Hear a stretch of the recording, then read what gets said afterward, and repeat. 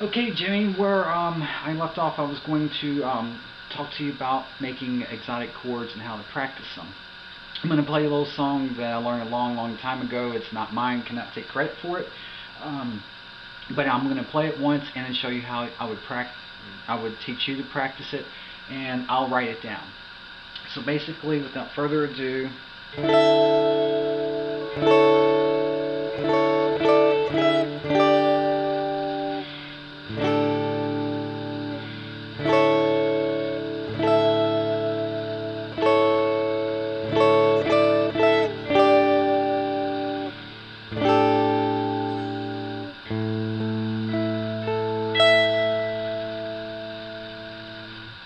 and I kind of screwed up there too. It's been a while since I played the song, so you could hear, I made a couple little oopses, didn't quite sound right.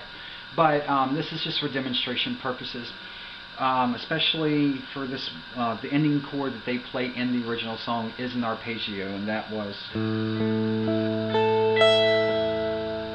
That's a pretty damn tough chord.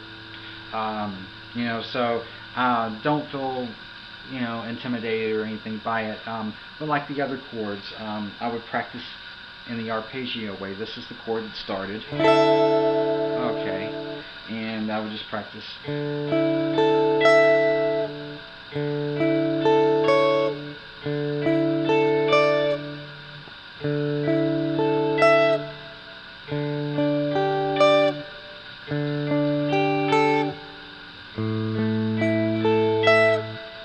And I'll tab all those chords out for you. You can play around with them. But where I was going with that is you can take any type of exotic chord or any chord you learn in a chord book. It does not matter. And if you struggle with it, or if you hear a dead note or anything just doesn't sound right, practice it one string at a time until it sounds right. If it sounds wrong, your fingering is wrong. And without me being there or someone there being there, you've got to use your ear to hear that. It doesn't sound right, not intentionally. I'm not wanting to make it sound bad. I want to sound good. Practice it. Finger your chord and oops. Okay, dead note. Okay, then work on that. Which note is bad? It was that note. So that's your problem right there. The first two notes, you're doing something wrong. So just correct it, modify your fingers or whatnot, and when you have a clear ringing chord, note for note,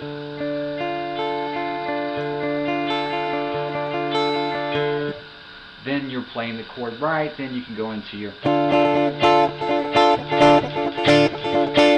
and do any type of strumming, any type of patterns or anything like that that you want. That is going to help you learn your chords. Practice them in arpeggiated mode. A lot of songs are like that, but like country songs.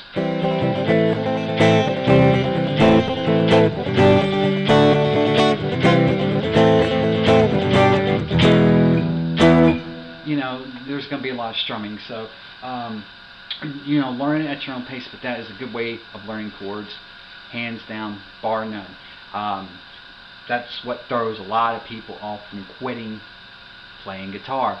Chord formations are too damn hard.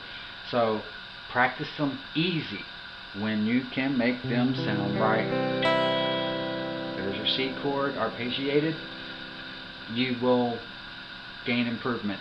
And when you can play it clearly, you can strum it clearly. That's about the only advice I can give you as far as chords. Got some other things up my sleeve I want to show you before this is over. You had mentioned something yesterday about the blues scales. I might dabble and reach into something and work out something. Blues is definitely not my style of playing. I can respect it for what it is. It's I'll try to make a blues sound every once in a while, but it's just not really something I study very much. It is more of a simplistic type of music. But I've heard some blues players play the shit out of the guitar, so don't hold me saying blues is simple. But anyway, I'll later on try to find some lessons.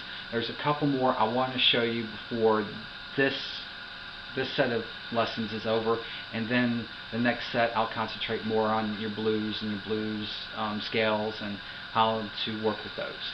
And until next time, see you soon.